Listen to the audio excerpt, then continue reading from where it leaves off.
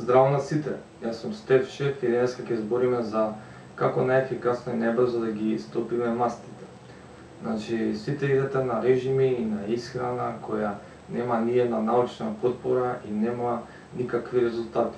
Па зашо воопшто ја следите? Секогаш треба да најдете нешто што за вас лично функционира. Секогаш треба да биде прво здравието, после физичкиот изглед и на крај да се чувствуваме супер што го правиме тоа.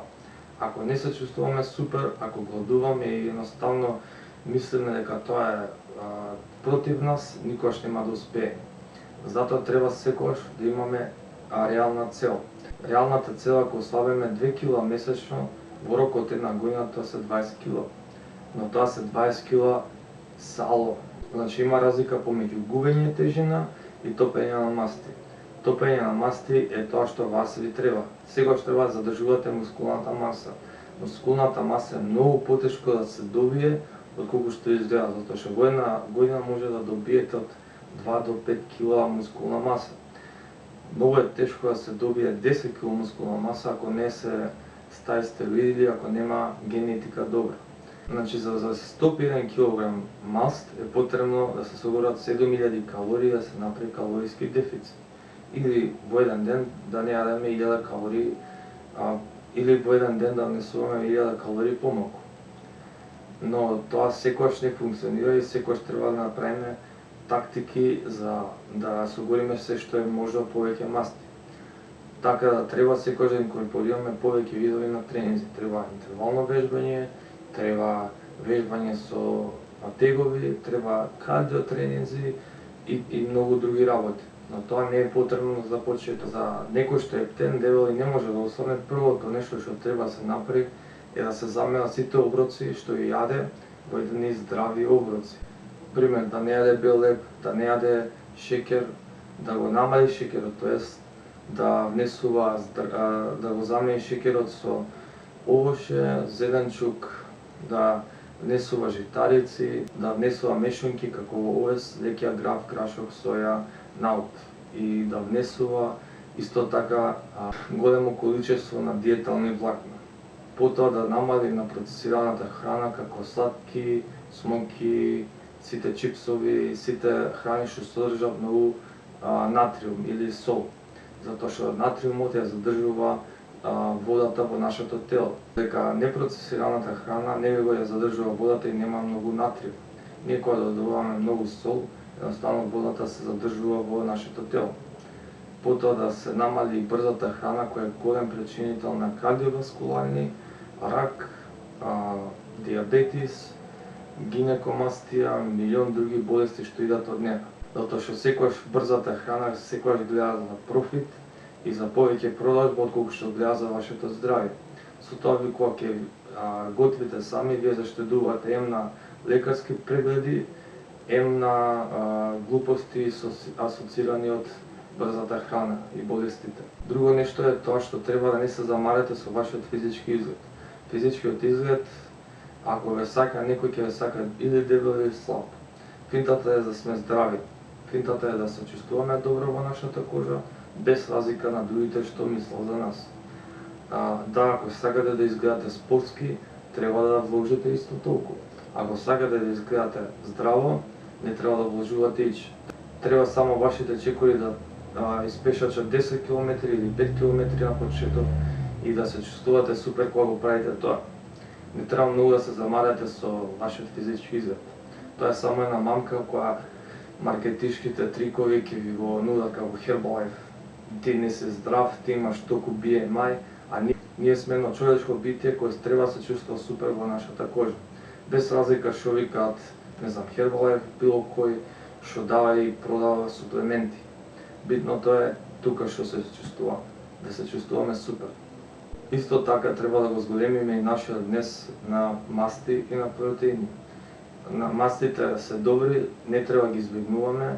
Значи мастите што се од било каков вид, освен трансмастите кои се човечки направени, се штетни за нас. И сега ќе речете, заситените масти го зголемуваат ризикот за холестерол. Холестерол има два вида, има HDL и LDL. HDL е добриот и тој треба да секогаш да биде висок. а ЛДЛ е лошиот и тој треба секогаш да биде низок. Никаде нема научно докажано дека јајцата, 5 јајца на ден е лошо за вас.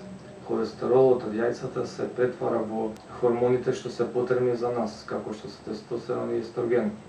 Потоа протеините кои сите ги избегнуваме и сите имаме лошо мислење за нив и ги има во секое човечко битие, во растение и во клетки. Тие се потребни за градење на мускулна маса, за одржување на хормоните и за подобар баланс и за чувствување добро во нашето тело. Особено да не зборам за аминокиселината L-тирозин која прави да се чувствуваме супер и потоа се претвара во хормон за среќа. Од тој аспект секогаш треба да внесуваме од 1 грам протеин на секој килограм до 2 грама, зависи од нашата активност. За мастите треба секогаш да биде 1 грам до 1,5 грам маст на секој килограм. Мастите се добри за нас и не треба да ги избегнуваме. За јагрихидратите треба да исто да внесуваме, но треба да ги зголемиме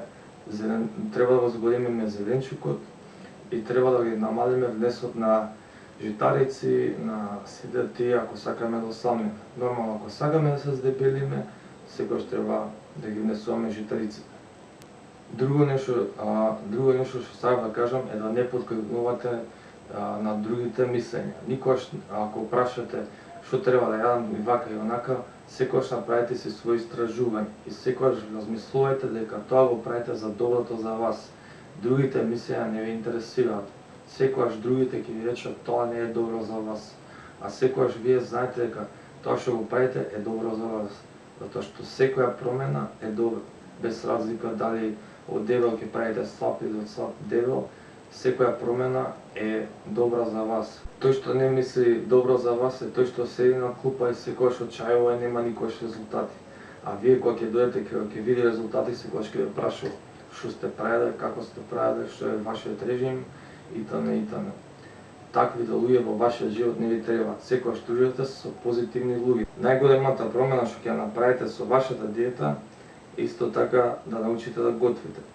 Што ќе си направите добро за себе и за мајка си и за родителите е да не се грижат за вас и да се готвите лично за себе.